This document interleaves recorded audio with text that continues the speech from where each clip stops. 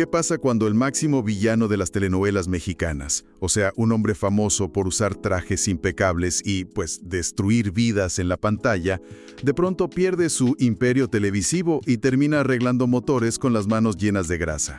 Es una imagen súper fuerte. Y fíjate que rompe por completo con lo que uno espera de estas grandes dinastías del entretenimiento.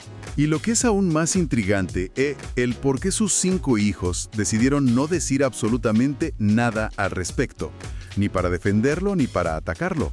Exacto, porque estamos muy acostumbrados a que el drama de la ficción pues se derrame hacia la vida real de los actores, alimentando este ciclo interminable de exclusivas, revistas de chismes y peleas familiares públicas. Sí, sí ocurre todo el tiempo.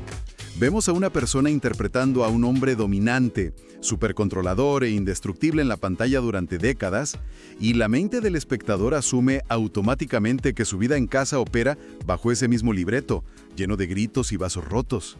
Ándale, uno piense que son iguales a sus personajes. Totalmente. Pero la realidad de la familia que vamos a explorar hoy destroza todos esos clichés del melodrama. Y para quienes nos escuchan, la fuente que tenemos hoy sobre la mesa es la transcripción de un minucioso video del canal de YouTube Fama Kids. Ajá, el video titulado ¿Qué pasó con los 5 hijos de Sergio Goyri? Y es un material fascinante porque va, digamos, mucho más allá de una simple biografía. Claro, no es solo leer su página de internet. Para nada. Rastrea la anatomía de una familia que decidió operar en las sombras de una figura pública gigantesca. Y la misión de este análisis a fondo es entender precisamente eso. Vamos a desempacar cómo la familia de uno de los antagonistas más emblemáticos de México logró navegar por las aguas de la fama extrema, sobrevivir a la cultura de la cancelación y además enfrentar crisis económicas globales. Eligiendo siempre la privacidad y el pragmatismo por encima del espectáculo mediático, lo cual está cañón en esta época. Sí, un verdadero acto de rebeldía. Pero a ver, antes de entrar en las crisis, vamos a desempacar esto. Para entender el verdadero peso de esa decisión, primero tenemos que dimensionar la sombra bajo la cual crecieron estos 5 hijos. 100%. Y Sergio Goyri, nacido en noviembre de 1958, pues no es un actor cualquiera dentro del ecosistema de la televisión mexicana. No, para nada. Durante décadas fue el rostro indiscutible del antagonismo puro. Hablamos de producciones que paralizaban al país entero. El Maleficio, Te sigo amando, Niña amada mía, Mi pecado, Soy tu dueña. O sea, pensemos en la cantidad de haciendas que este hombre amenazó con expropiar en horario estelar. ¡Qué locura! Sí, siempre el villano. Siempre. Nunca interpretaba al amigo vulnerable o al galán comprensivo. Él construyó un legado interpretando personajes de autoridad absoluta, de un machismo tradicional inquebrantable, siempre en control de la narrativa. Incluso incursionó como director. Lo cual consolida esa imagen de un hombre que dicta cómo se cuentan las historias, ¿no? En la pantalla, él representaba el modelo clásico de la masculinidad hegemónica llevado al límite. Firmeza, poder y una autosuficiencia que, pues, no permitía debilidades. Y ese es el aura bajo la cual se estructura su familia. Estamos hablando de 5 hijos en total. Así es. 3 de ellos provienen de un matrimonio anterior. Y la fuente señala algo súper interesante. Y es que sus nombres prácticamente nunca figuran en la prensa. Son auténticos fantasmas para los medios. Literal. Y luego están los 2 hijos de su relación posterior con la actriz Telly Filippini, Sherlock y Shylock, a quien también se le conoce como Nitro. Ahora, imaginemos por un momento lo que debe ser crecer en un hogar así. Debe sentirse como vivir con una figura mítica bajo el mismo techo. Es como tener de figura paterna al emperador de un imperio ficticio. Totalmente de acuerdo. La lógica narrativa de la cultura pop dicta que los hijos en esta situación suelen tomar uno de 2 caminos. O intentan heredar el imperio y se convierten en copias de sus padres, o se rebelan de la manera más pública y destructiva posible. Pero aquí ocurre algo rarísimo. Sí, lo fascinante aquí es observar la mecánica psicológica de esa decisión. Porque la fama de un padre puede ser una carga asfixiante, una especie de impuesto invisible que los hijos pagan desde que nacen. Y te cobran intereses carísimos. Exacto. Pero sorprendentemente, de esos 5 hijos, ninguno eligió pisar un set de grabación. Los 3 mayores construyeron esta fortaleza de anonimato total que mencionabas. Ajá. Y por otro lado, Sherlock y Nitro se inclinaron hacia disciplinas que exigen mérito propio e indiscutible, como el deporte de alto rendimiento y la música. ¿Cortaron el juego de raíz? Fíjate, no hay manera de que un crítico de televisión diga, este chico no actúa tan bien como su papá, si el chico está compitiendo en un torneo deportivo o produciendo una canción. Evitaron el campo de batalla de las comparaciones por completo. Esa es la clave. Psicológicamente, esto es una afirmación silenciosa pero súper contundente de autonomía. En la industria del entretenimiento actual, el nepotismo es la moneda de cambio más común. Uy, sí, lo vemos a diario. Los hijos de las celebridades suelen heredar los contactos, los papeles y toda la atención mediática. Y al negarse a participar en esa economía, los hijos de Goyri eligieron no medir su valor personal frente al estándar de éxito de su padre.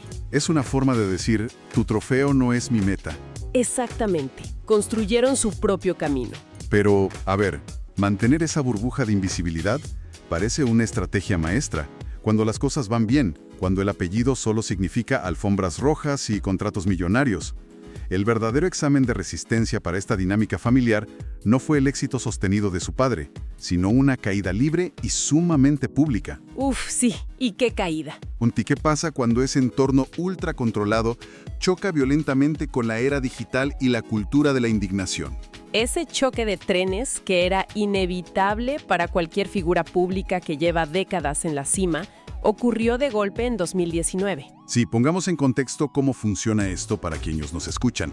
Se filtra a las redes sociales un video grabado en un entorno completamente privado, una cena casual entre amigos. Ajá, una situación de confianza. Y en ese material, el actor hace comentarios despectivos sobre Yalitza Aparicio, la actriz que en ese momento estaba haciendo historia nominada al Oscar por la película Roma. Analizando los hechos desde una perspectiva estrictamente comunicacional, la reacción pública fue un libro de texto sobre cómo opera una crisis reputacional moderna. Una avalancha. Una avalancha, sí. La conversación colectiva borró de un plumazo 30 años de trayectoria artística y se enfocó exclusivamente en esos segundos de grabación. O sea, Goyri emitió disculpas públicas asumiendo la responsabilidad del error, pero la maquinaria ya estaba en marcha. Proyectos cancelados, contratos en pausa y una imagen pública severamente fracturada. Y el fenómeno que resulta verdaderamente digno de análisis aquí no es el error del actor en sí, sino el comportamiento de su círculo cero, su familia. Justo eso, porque ante el huracán digital, los 5 hijos aplicaron un bloqueo total.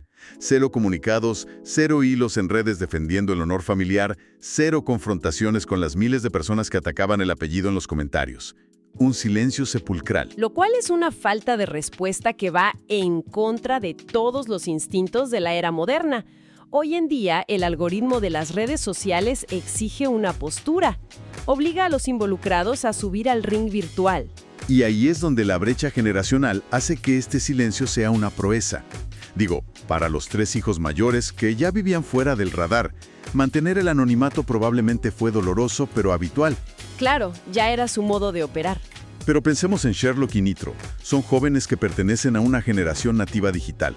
Entonces, en un ecosistema donde cualquier detalle se viraliza en horas, ¿es realmente factible usar el silencio como escudo?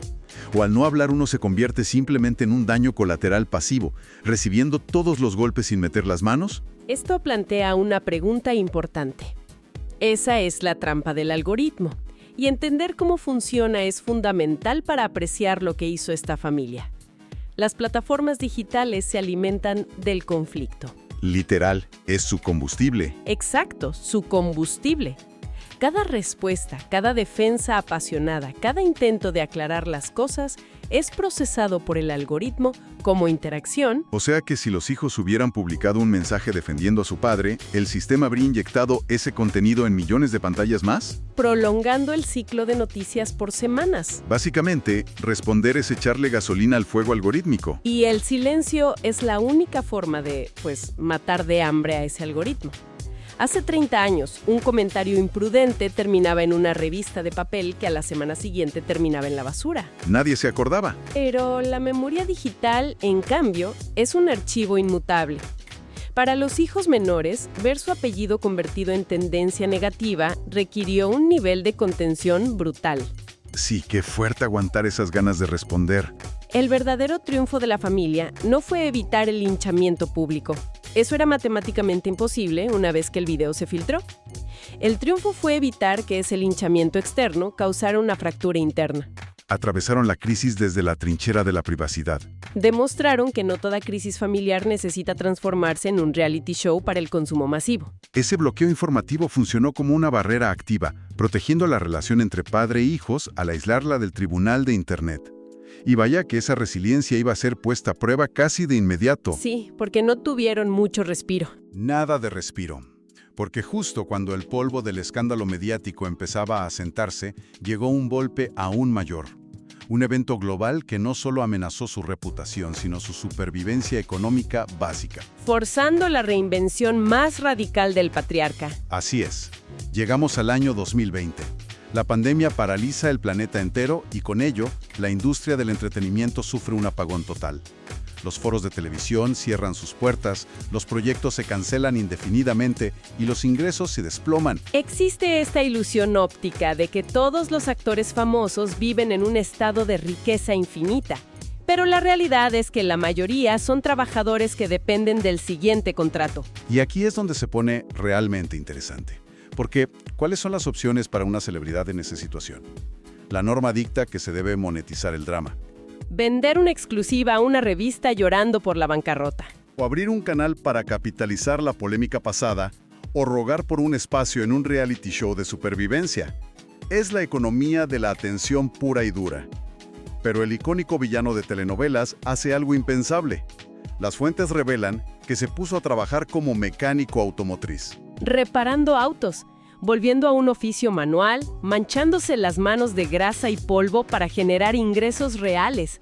Es un rechazo absoluto a esa economía de la atención de la que hablábamos. Es como quitarle violentamente la cortina al Mago de Oz. Durante décadas, el público y su propia familia lo vieron vestido con trajes hechos a la medida, pisando alfombras rojas y dictando órdenes en foros de grabación multimillonarios. Una imagen súper pulida. Y ver a ese mismo hombre debajo del chasis de un coche, asumiendo un trabajo pesado, sin cámaras ni reflectores, es un choque visual tremendo. Entonces te pregunto, ¿cómo redefine esto la imagen de éxito y masculinidad para unos hijos que crecieron bajo la sombra de la estrella de televisión? Pues mira, subvierte por completo el arquetipo del hombre invulnerable. El villano de la televisión nunca pierde, nunca se dobla y jamás tiene que empezar desde cero asumiendo una posición de humildad. Claro, el villano siempre tiene el control total. Pero al dar este paso, el padre real destrozó la caricatura del personaje. Lejos de debilitar su figura de autoridad frente a su familia, yo diría que la dotó de una dignidad monumental. Lo bajó del pedestal inalcanzable de la fama y lo ancló en la tierra firme de la supervivencia. Fue una lección en tiempo real sobre la verdadera naturaleza de la resiliencia. Observar a un padre adaptarse de esa manera, sin ego y con total pragmatismo, es una clase magistral sobre el carácter. Les demostró a sus hijos que tener un apellido famoso no ofrece inmunidad contra los colapsos económicos globales. Exacto.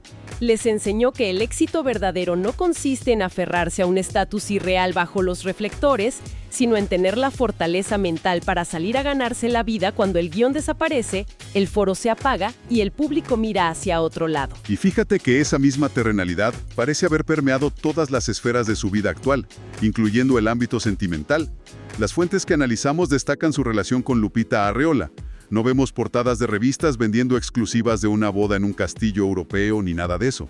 Todo lo contrario. Se describe una relación cimentada en el pragmatismo, donde ambas partes entienden que no hay necesidad de ceder a la presión de una ceremonia tradicional o a gastos exorbitantes para validar su vínculo.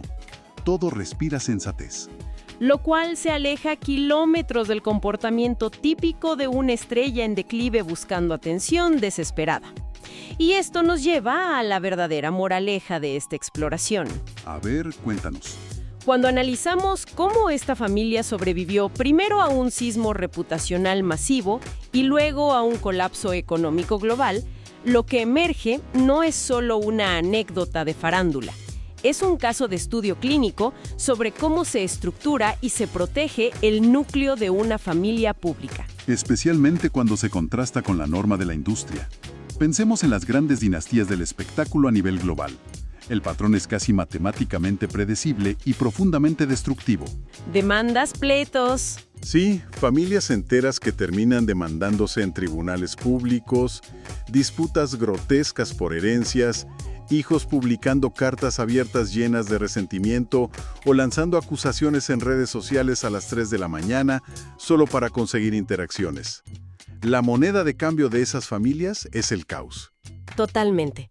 Sin embargo, en el caso que nos ocupa, no hay registros de batallas legales, no hay rupturas televisadas, no hay venganzas digitales. Nada de eso. Han logrado un equilibrio que parece magia en el entorno actual. Mantienen dos realidades operando simultáneamente sin fricción. Por un lado, el blindaje impenetrable de los hijos mayores que exigen privacidad absoluta. Y por otro lado, la visibilidad moderada, estrictamente profesional, de los menores en sus respectivos campos. Sin filtraciones. Entonces, ¿qué significa todo esto? Si destilamos todo este análisis, ¿qué aprendizaje sustancial nos deja la historia de este actor y sus 5 hijos? Pues mira, vivimos inmersos en una cultura donde monetizar el trauma personal se ha convertido en un modelo de negocio súper legítimo. Hacer de una pelea familiar un hilo viral se premia con miles de seguidores, patrocinios y relevancia efímera. Y en un mundo que grita constantemente por atención, elegir el anonimato, negarse a capitalizar el dolor familiar y dedicarse a reparar motores en lugar de reparar egos en televisión, se siente casi como un acto de rebelión antisistema. 100%. Si conectamos esto con el panorama general, la lección más valiosa no se encuentra en las notas de prensa o en los videos virales. Se encuentra en los vacíos, en las decisiones que esta familia optó por no anunciar, las batallas que decidieron no pelear para el entretenimiento de extraños. ¡Wow! ¡Qué buena forma de verlo! Entendieron una verdad que a muchas figuras públicas les toma una vida entera procesar. Y es que la identidad personal no es un papel que se hereda, y la fama es solo un accidente estadístico temporal. La verdadera estructura que sostiene a un individuo cuando el mundo exterior colapsa no es su número de seguidores, sino los límites saludables y el respeto mutuo que construye puertas adentro. Es una demolición y posterior reconstrucción del concepto de éxito.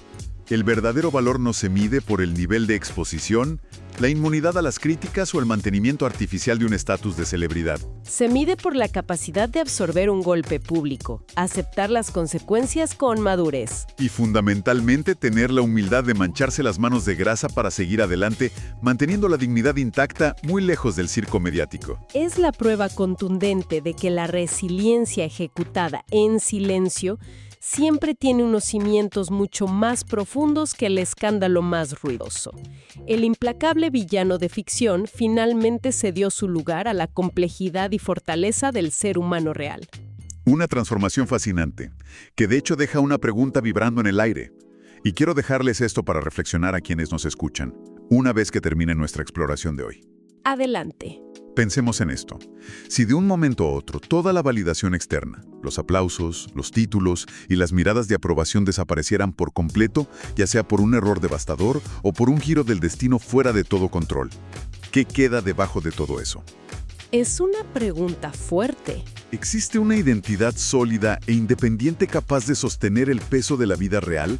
¿O se ha pasado tanto tiempo interpretando un personaje para satisfacer a un público invisible que, al caer el telón final y apagarse las luces, no queda absolutamente nada?